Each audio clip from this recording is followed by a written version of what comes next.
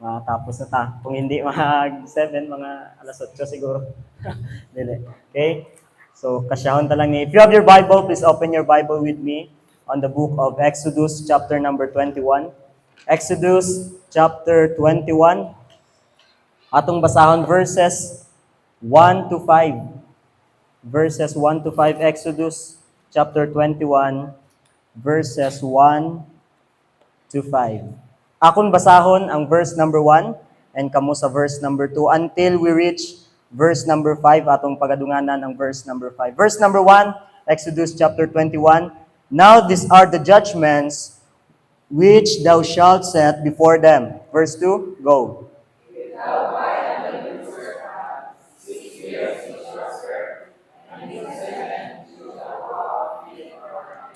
If he came in by himself, he shall go out by himself. If he were married, then his wife shall go out with him.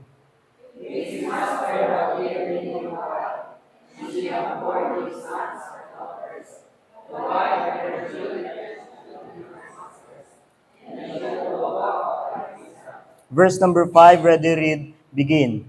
And if the servant shall plainly say, I love my master, my wife, and my children, I will not go out free. Let's pray. Father, we thank you sa karon nga gabi. Salamat Ginoo for your grace and mercy sa among Ginoo. Lord, this evening, thank you for this privilege makapamati naman si mga pulong, makatuon Ginoo. And I pray, ikaw maghatag wisdom as I preach Ginoo sa mga pulong and use me as an instrument lang gid Ginoo. And I pray imong pulong ang makita Ginoo this evening.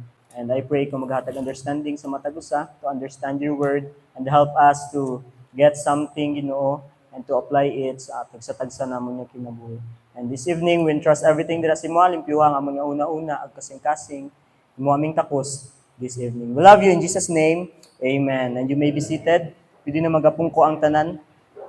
And this evening, ulit-ulit na akong ginahambal nga hindi gid ko worthy. I am not worthy to stand dire sa tubangan and preach the word of God because I am just a sinner saved by grace. But salamat sa Ginoo for this opportunity nga gihatag niya sa akon nga makawali sa iyang pulong, sa iyang balaan nga pulong. And this evening, ang isa lang gid ang desire ko and isa lang gid ang akong giampo sa Ginoo. That each one of us here sa subong nga gabi is may makatunan or may makuha ta ba from the Word of God. Maybe, hindi ko maka-influence sa inyong kinabuhi. Maybe, hindi ako ang mag-influence sa inyong life. But let the Word of God influence sa inyong kinabuhi. Sayang kayo, always natin makita every Sunday, every Wednesday, makita natin, be ye doers of the Word and not hearers only. But sad to say, it is hard for us to apply those things sa aton nga kinabuhi. Damo-damo nagiyaw-yaw, damo-damo nagi-preach ang aton nga pastor dire. And damo-damo na tayo speakers gi-invite dire sa church to preach the word of God. But this is the question this evening. Ano ang natun-an nimo? Kag ano na ang mga butang nga na-apply nimo sa imong kinabuhi? Maybe wala pa. But this evening, isa lang gid ang gi-pray ko sa Ginoo and isa lang gid ang desire sa akong kasing-kasing. That each one of us, hindi lang kamo, but ako, kitang tanan makatuon sa pulong sa Ginoo. Ma-apply ang pulong sa atong kinabuhi. And each one of us here nga magawas dira later sa door, magawas nga hindi same sa katong ikaw nga nagsulod ganina. Kung ganina wala ka sang pulong sa Ginoo, I hope pagawas nimo dira later. Mayara na ka pulong sa Ginoo nga bit. Hindi lang nga nagsulod lang ka diri, nagsimba ka for attendance lang. No.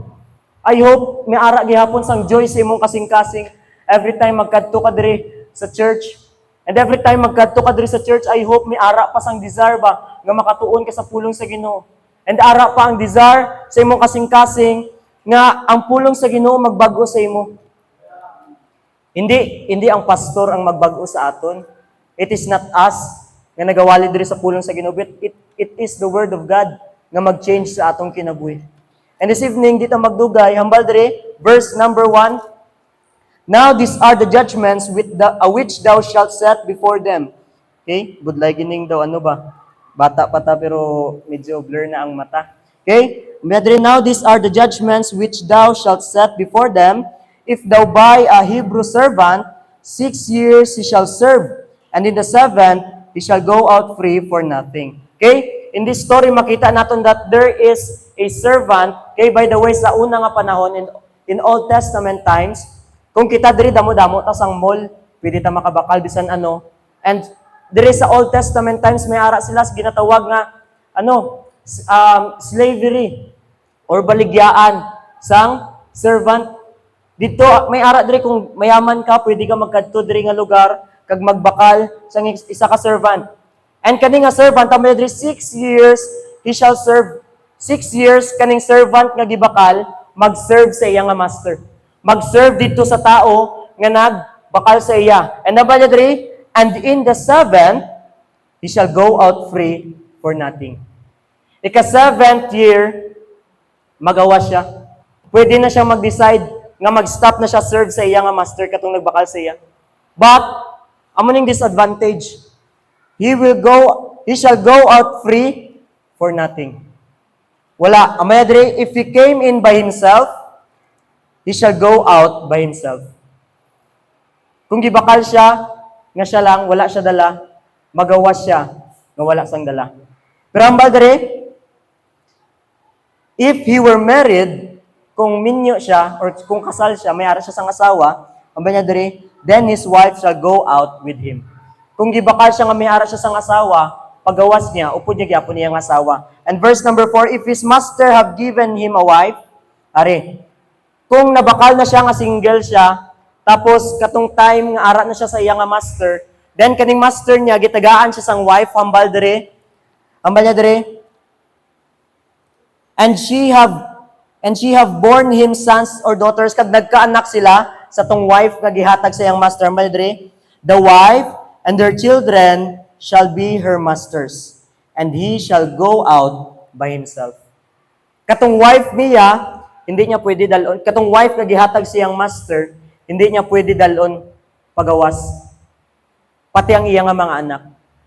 Pero katong iyang asawa, kag ang iyang anak magpabilin dito sa iya nga master. Kagamay verse 5, and if the servant shall plainly say, I love my master, my wife, and my children. Ang dre, and if the servant shall plainly say, I love my master, my wife, and my children, pwede siya mag-decide, I will not go out free. This evening, some of us here, mga Christians, dugay na kayo sa church. Some of us here, dugay na kayo na save, and we think nga damo na kayo tanahimo para sa Ginoo. And maybe, baguhan pa ka diri sa church, pero na-feel na nimo ang ano ba, daw budlay manggali ang maging Kristiyano, yes? It is hard to be a Christian. Damo problems nga magabot, damo persecutions nga magabot, damo mag-struggle ka. Nga man, wala man nag-promise ang Ginoo nga kung maluwas ka, wala na sang problema. There's still a problem, but there is an advantage. Katong wala pa ta na save, if may ara sang problem ang abot sa atong kinabuhi, wala kita mapalapitan. Nga kanang, sigurado ta nga mabuligan kita. But katong na-save kita, we have that advantage. Nga may ara, yes, may ara gid mga problema mag-abot sa atong kinabuhi. But may ara ta sang pwede nga mapalapitan. Sigurado kita nga buligan dit kita. Amo na ang Ginoo. And this evening, but listen, I will say, okay? Will you say, maybe dugay ka na sa church? Or maybe bago ka pa, pero na-feel mo na ang struggle sa Christian life? Will you say, Lord, tama na. Magambay ba ka sa Ginoo nga, Lord, tama na. All of these years, gina-follow ta ka. All of these years, kung ano yung gusto mo, ko amo tong ginahimo, nakon. Or will you say, nga Lord, tama na. This time, ako naman, ang ako naman will, gusto ko himuon. Will you say, Lord, I want to be free. Or maghambal ka, Lord, I will stay faithful. The title of God's message this evening is free or faithful? Free or faithful? Will you decide? Dalawa lang ka-decision you can make this evening. Either to be free or to be faithful. Stay faithful sa Ginoo. Dalawa lang ka-points this evening. First, atong lantawon ang master. And master represents God. The master. First is the search.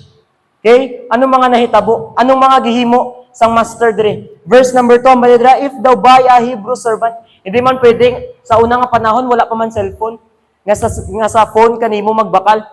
Katong sa unang panahon kaning mga master or kaning mga dato, mga damo kwarta magkadto gid sila sa baligyaan sang mga slave.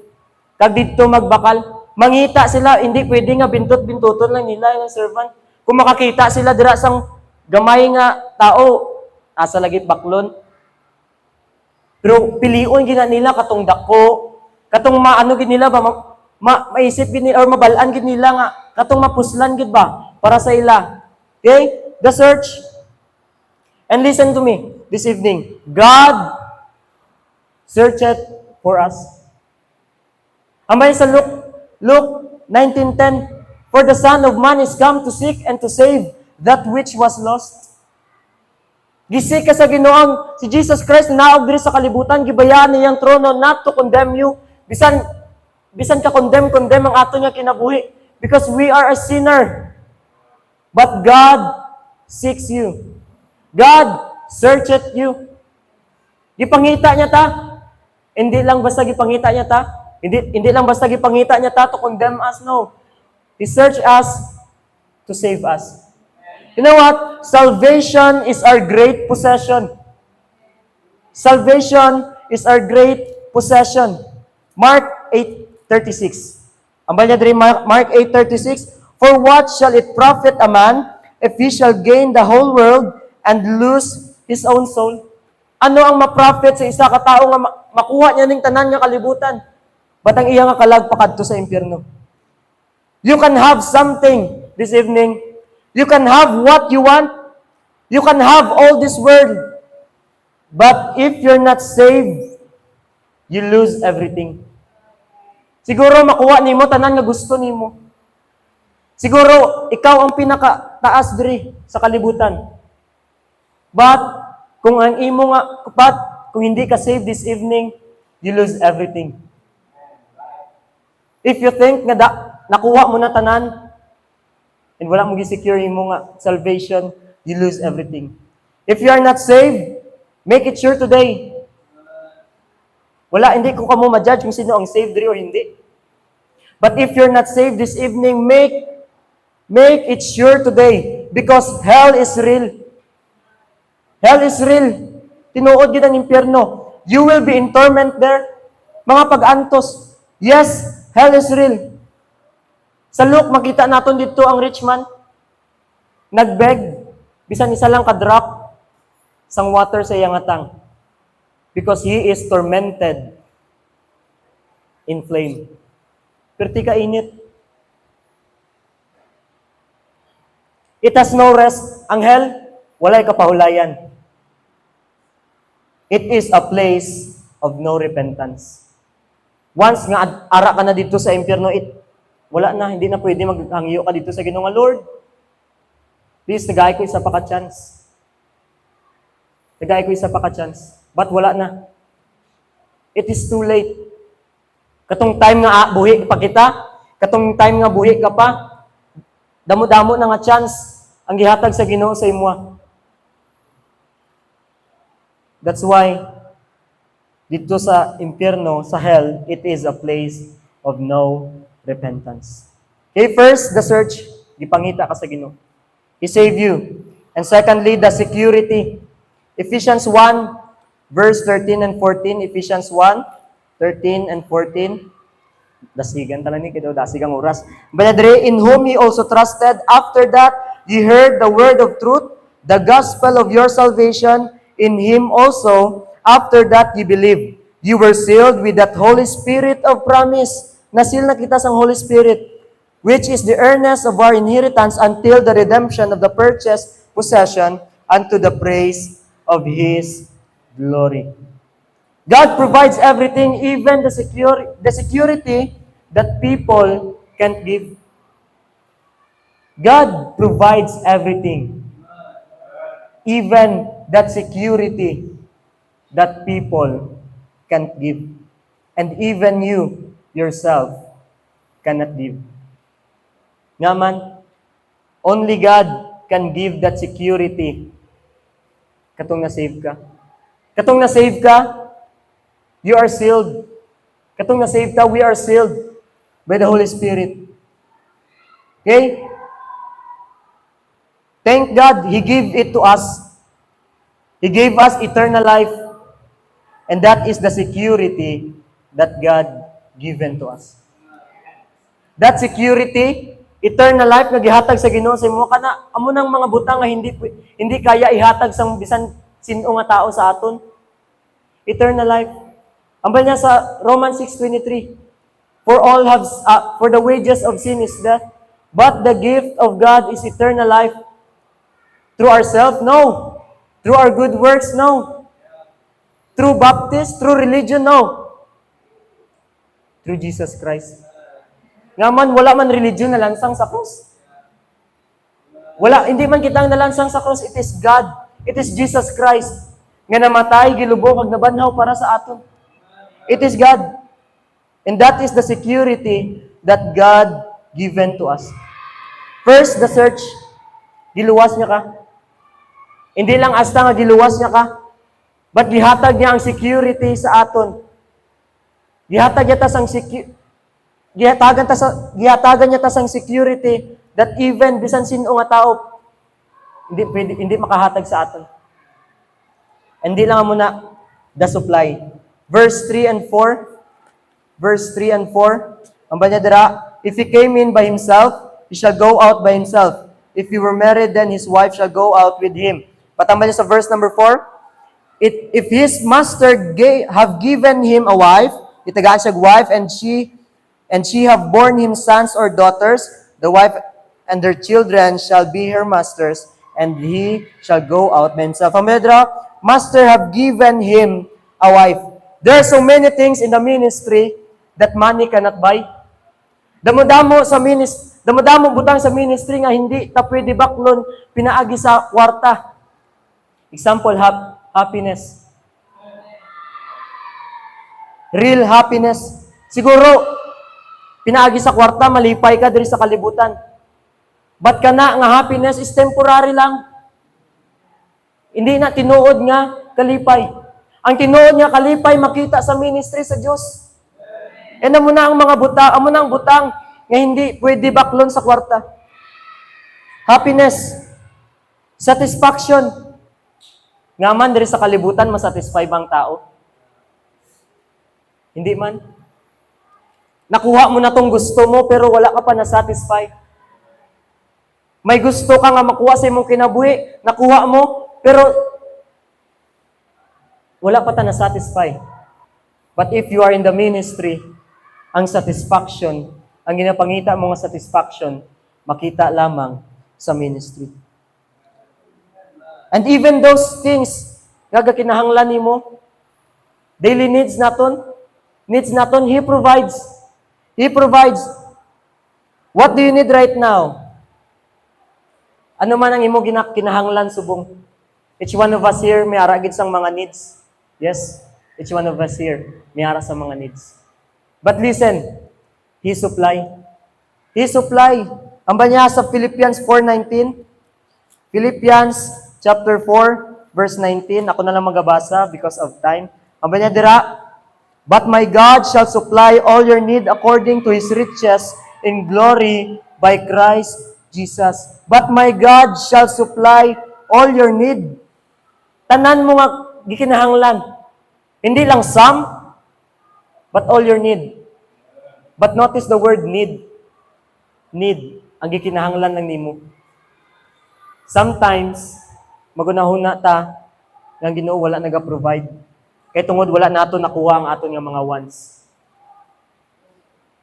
But hambal niya diri iya nga promise, He will supply all your need. Imo lang ang gikinahanglan. But you know what? If you delight yourself in the Lord, He will give thee the desires of thine heart. Siguro wala pa nimo nadawatan ang imong nga mga wants kay tungod wala pa nalipay ang Ginoo sa imong kinabuhi. Try lipay ang Ginoo sa imong kinabuhi and He will give thee the desires of thine heart. Since you've got saved, He's supplying all your needs. Since nga na-save ta, even wala pa gayta na-save, gina-supply gani sa Ginoo aton nga needs. He's supplying all your needs. What things you're needing right now? Ano man gikinahanglan nimo subong nga gabi? If God can make heaven and earth, if God can do something out of nothing, if God can bara, it is impossible for God may provide ang imong needs. It is impossible for God hindi pag-i-supply ang aton nga mga needs. Maybe it is impossible for us nga murag daw budlay gini ba ang ginapangayata sa Ginoo. Or aton nga needs subong daw dako nga kwarta gid ang aton nga needs. Sometimes makunaw na tangay provide ba ni sang Ginoo. Daw imposible man ni provide sa Ginoo kay dako. But you know what? Walay imposible sa Ginoo. For with God nothing shall be impossible. Nothing is impossible gid. Ano man needs mo? Make sure lang ang needs mo na, hindi once. Kaya kung needs mo na, kabalo man ang Ginoo. Kung need mo na, i-provide, i-supply na sang Ginoo. But sometimes, abi naton nga need. Abi naton ba need naton? But want lang di ay naton. Sometimes, abi naton kinahanglan gid naton. Pero once lang di ay naton to. Make sure. If it is your need, God will supply it. Okay? The search, the security, the supply. And magkadto ta sa servant. Okay? Adto ta sa servant. First, makita naton sa servant, ano ang iyang, ano makita naton sa servant? First is the devotion. First, the devotion. Okay? Devotion means the fact or state of being ardently or zealous, dedicated, and loyal. Devotion means loyalty. Ang dira sa verse number 5. And if the servant shall plainly say, I love my master. Ang dira, I love my master. This evening, diin ka devoted. Basig mas love pa nimo imo nga pag-eskwela compared sa Ginoo. Basig mas love pa nimo imo nga phone compared sa Ginoo. Basig mas love pa nimo ang imo nga work compared sa Ginoo.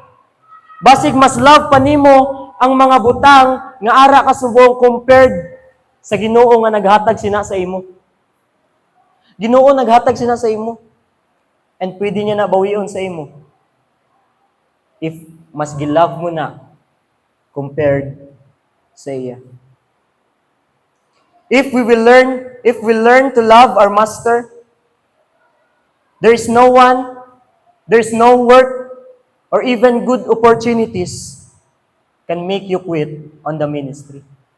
Wala bisan sino nga tao, wala bisan ano nga trabaho, or bisan good opportunities pa na nga makapauntat sa imo sa pagpangalagad sa Ginoo. Wala. So, stay on the master's house. Stay on the master's house. Because in the master's house, there is safety. There is safety. Young people, stay. Damo na yung people naguba ang kinabuhi because they decided na magpalayo dira sa Ginoo. Damo na yung people naguba ang kinabuhi because wala sila nagstay sa house of God. Parents, stay on the house of God. Stay. Damo na pamilya naguba. Kay tungod nag-decide sila nga hindi magstay sa balay sa Diyos.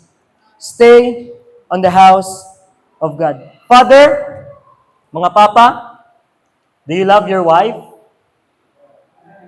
Do you love your children? Stay on the house of God. Because in the house of God, there is safety. There is safety. Okay? First, the devotion. Secondly, the decision. The decision. Verse number 5, yapon namba niya, and if the servant shall plainly say, I love my master, my wife, and my children, medra, yung decision, I will not go out free. I will not go out free. He decided to stay faithful. Kani nga servant decided to stay faithful. This is the question. Are you going to stop? Maguntat ka ba sa pagpangalagad sa Ginoo? Damo na Christians nag-decide nga mag-stop. Damo na Christians nag-decide to go out free. Will you also go away? Jesus Christ asked His disciples, Will you also go away? Now, that is the question sa aton subong gabi. Will ye also go away? Kung damo na Kristohano nag-stop sa pagpangalagad sa Ginoo, kamo ba tong tao nga magsunod sa ila? Or kamo tong tao, kamo tong Kristohanon nga maghambal, Lord, I will stay faithful. I will not go out free. So, the servant here nag-decide to stay faithful. Kaning servant nag-stay faithful because he loved his master first, because he loved his wife, and he loved his children. If you love your wife, if you love your husband, if you love your children, if you love God, your master, you will not go out free. You will stay faithful. The devotion, the decision. Third and last, the declaration. The declaration.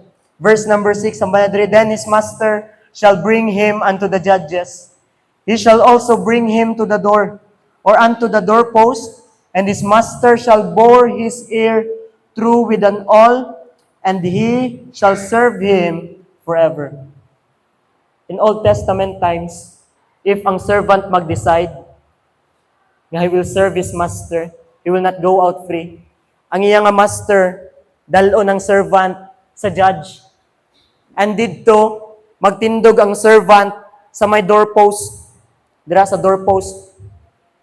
And ang iyang master, buhuan siya sa talinga. Sa doorpost mismo, hindi sa sulod. Sa doorpost mismo. Makakita ang damo nga tao that this servant nag-decide not to go out free. But the servant nag-decide na magpadayon sa pag-serve sa iyang master. This time, his family is waiting for that servant. This time, ang iyang asawa ara sa balay sa master. Ang iyang mga anak ara sa balay sa master. Waiting for that servant. Waiting sa iyang husband. Waiting sa ilang papa kung ano ang decision nga gihimo.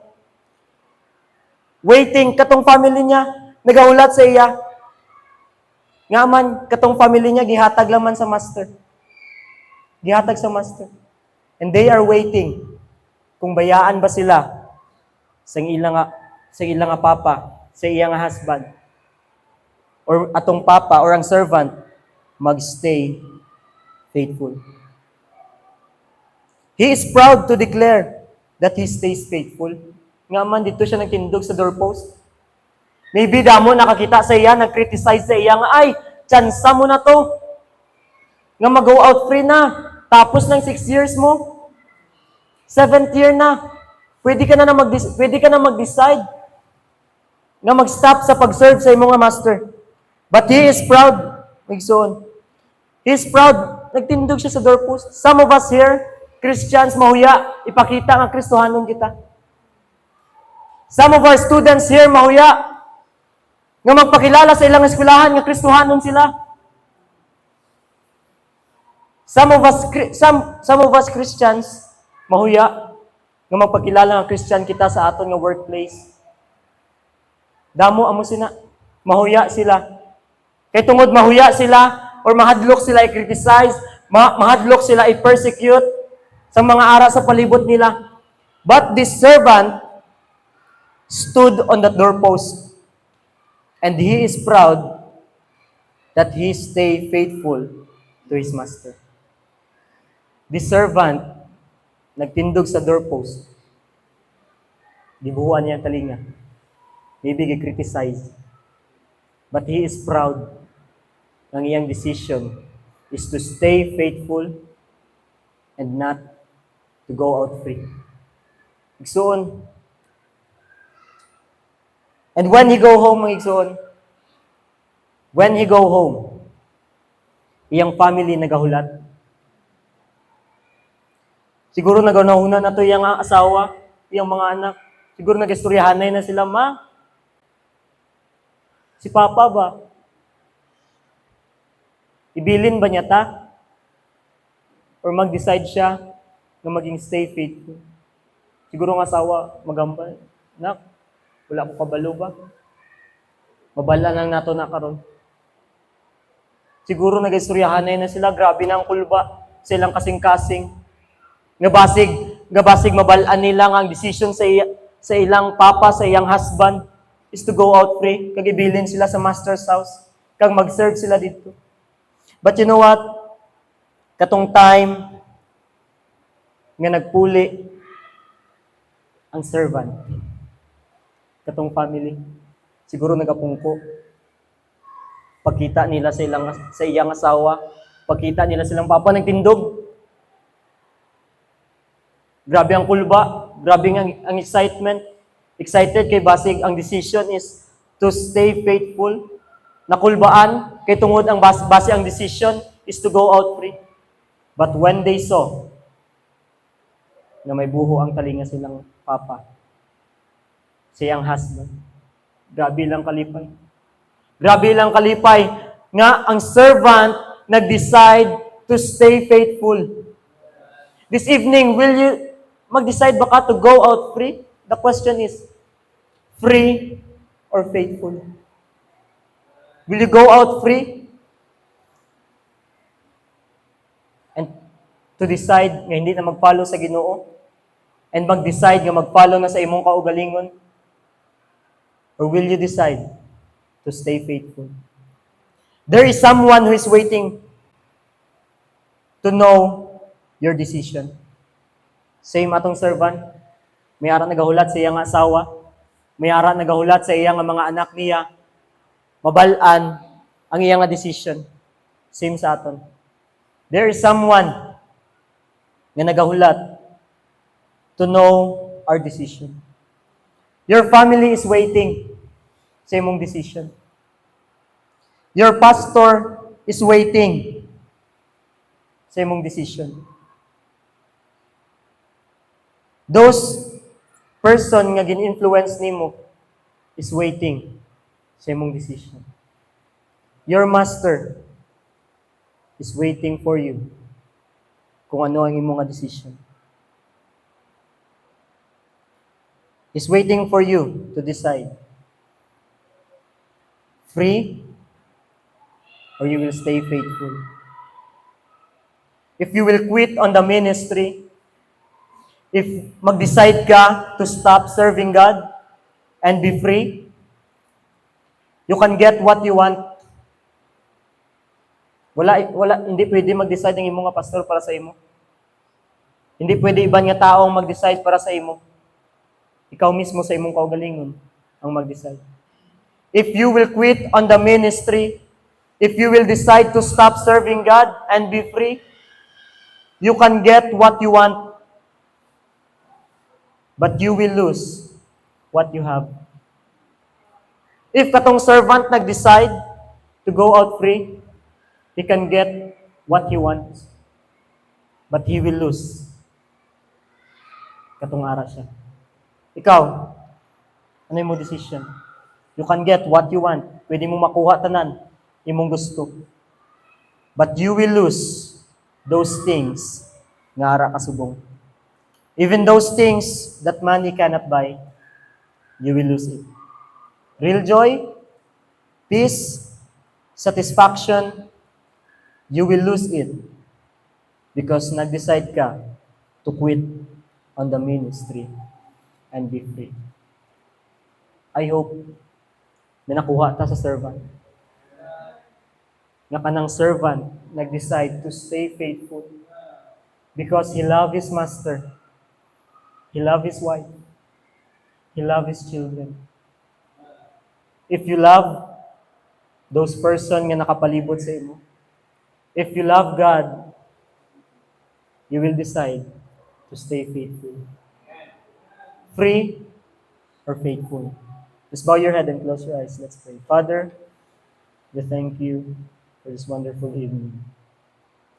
Salamat, Ginoo, for your word, Ginoo, that reminds us